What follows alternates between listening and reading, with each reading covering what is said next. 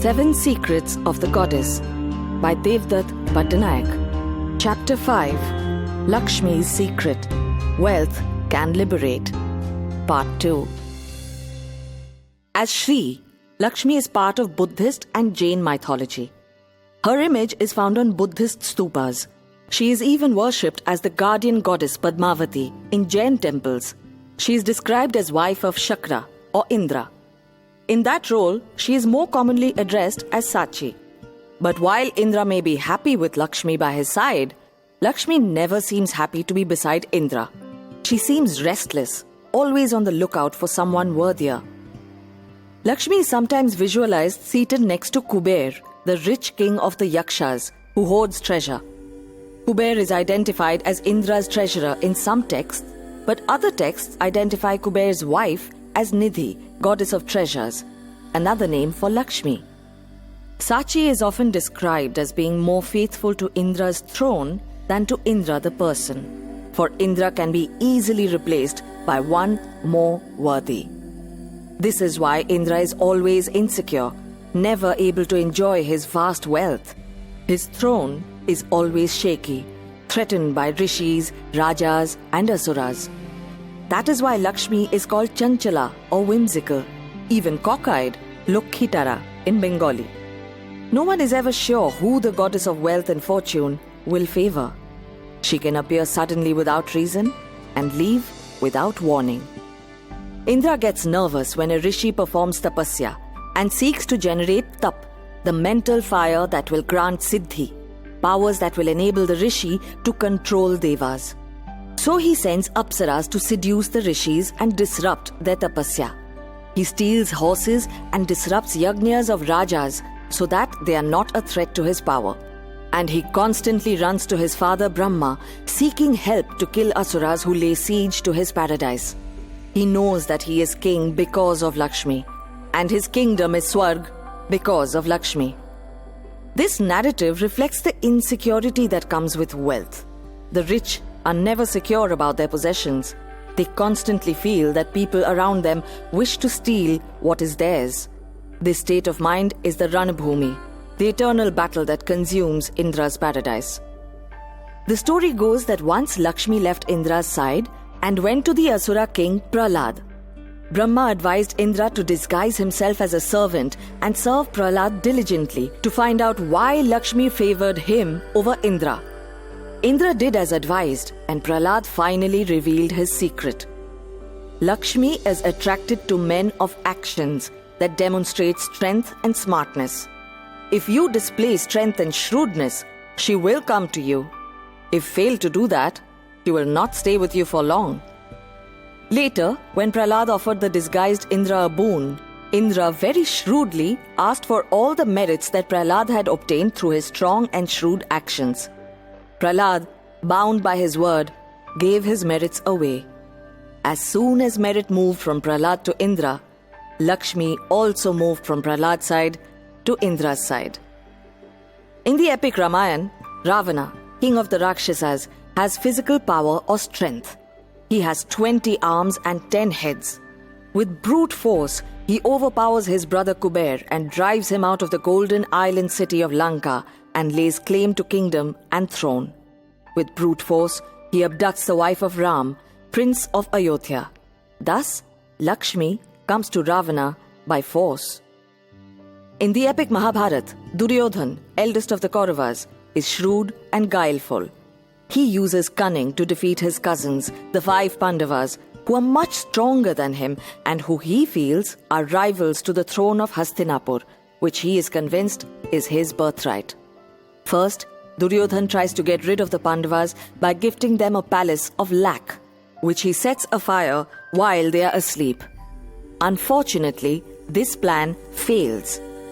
Later, he invites the Pandavas to a gambling match and defeats them by getting his uncle, Shakuni, master of the dice, to play on his behalf.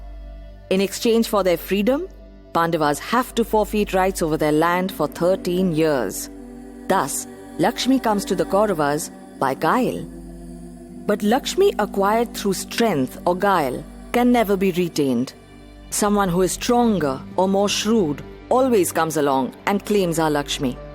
Thus Ravana meets his match in Ram, the prince of Ayodhya, who defeats him in battle. And Duryodhan finds his match in Krishna, the wily charioteer, who helps the Pandavas outsmart the cunning Kauravas. Indra is never able to keep Lakshmi by his side for long, as there is always a stronger or smarter Asura who comes along. In the early part of the Vedas indicated by Brahmana texts, we find hymns and rituals about acquiring and celebrating wealth that take the form of cows, horses, grain, gold, children. Wealth is seen as ushering in happiness. In the latter part of the Vedas indicated by the Aranyaka and Upanishad texts, we find a great discomfort with wealth. Wealth is seen as something that also brings with it a great deal of unhappiness, the envy of neighbors, loss of friends, quarrels within family. This shift in thought between early and later Vedic periods on the nature of wealth is reflected in how Indra is positioned. Indra is the great warrior king of the Vedas, but in the Puranas, he is insecure and helpless, constantly seeking the help of Brahma, Vishnu, and Shiva. Giving up wealth simply because its arrival can cause unhappiness is not the answer. What is then? This inquiry leads us to Vedanta, which explores the relationship between mind and property. Vedanta means philosophy that was milked out of the Vedas. It was communicated to the common man through the stories of the Purans. In the Purans, we learn of Lakshmi's elder sister, Jeshtha, also known as Alakshmi, who always accompanies her. She is the goddess of strife. She is the reason why the prosperity of Lakshmi is never accompanied by peace. The only way to get peace into the household is to discover and invoke either Shiva or Vishnu. When Lakshmi accompanies Shiva or Vishnu, then Alakshmi does not accompany Lakshmi, and so wealth is not accompanied by quarrels. Shiva is a hermit and does not care for wealth. But when he gets married to Parvati, she forces him to pay attention to the needs of his followers, the Ganas, and his devotees, the Bhaktas. She makes him aware that those around him are not tapasvins like him. They have desires and hungers that need satisfaction. They need food. Shiva satisfies the desires and hungers of his Ganas and his Bhaktas through his children, Kartikeya and Ganesha. While the mighty Kartikeya provides protection, Ganesha provides prosperity. Ganesha's form evokes Lakshmi. His head is of a white elephant, like those that raise their trunks and spray water on Lakshmi. His corpulent form evokes Kuber, the god of treasures. He rides a rat, that enemy of farmers, and around his belly is a snake, symbol of regeneration, much desired by farmers.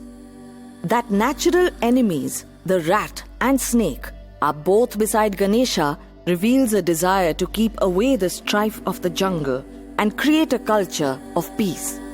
In imagery, Lakshmi is often shown beside Ganesha, even though traditionally, Lakshmi and Ganesha belong to rival religious sects, the Vaishnavas and the Shaivas. Together, Lakshmi and Ganesha evoke affluence and abundance. When Ravana drove Kuber out of Lanka, Kuber moved north and sought refuge in Mount Kailas, abode of Shiva. There he built the city of Alanka, the opposite of Lanka, which later came to be known as Alaka. It was even more prosperous than Lanka.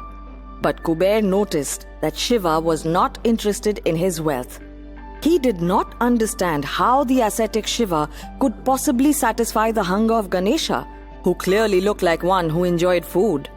So Kuber invited Ganesha to his house to eat to his heart's content. Ganesha accepted the invitation, but Kuber soon realized that Ganesha's appetite was huge. He could eat more than what Kuber could provide. Before long, he had consumed all the food in Kuber's house. He even ate all the food that Kuber's wealth could buy. Reduced to poverty, Kuber begged Ganesha to stop, but Ganesha reminded Kuber of his promise to feed him to his heart's content. Kuber realized he had made a huge mistake. Finally, Ganesha said, "Now you understand why I stay with Shiva and not you? You seek to satisfy my hunger, but Shiva helps me outgrow my hunger. The more food you serve, the more my hunger is fueled. Thus my hunger remains insatiable. The only solution then is to outgrow hunger, for which I need Shiva. This story reveals a philosophy very different from the one found in the early Vedas. The point of life is not to satisfy hunger. The point of life is to outgrow hunger. Animals do not eat more than they need. But humans have an eternal craving for more and more wealth. This craving is insatiable. So rather than trying to satisfy it with food, it is more important to destroy the hunger itself. This does not mean rejecting Lakshmi. It means putting Lakshmi in perspective. There is a vast difference between real hunger and invented hunger. Human imagination blurs the line between need and want. That is why the arrival of Lakshmi is always associated with Alakshmi, goddess of quarrels. If we are able to outgrow our own hunger without denying her value to the world, then we are able to share Lakshmi with others. When we share, there are fewer quarrels. Lakshmi comes without Alakshmi. To be able to share Lakshmi, we need to discover Shiva and Shakti. Chapter 5, Lakshmi's Secret. Wealth Can Liberate. Part 1. Chapter 6, Vishnu's Secret. Detached engagement brings order. Part 2.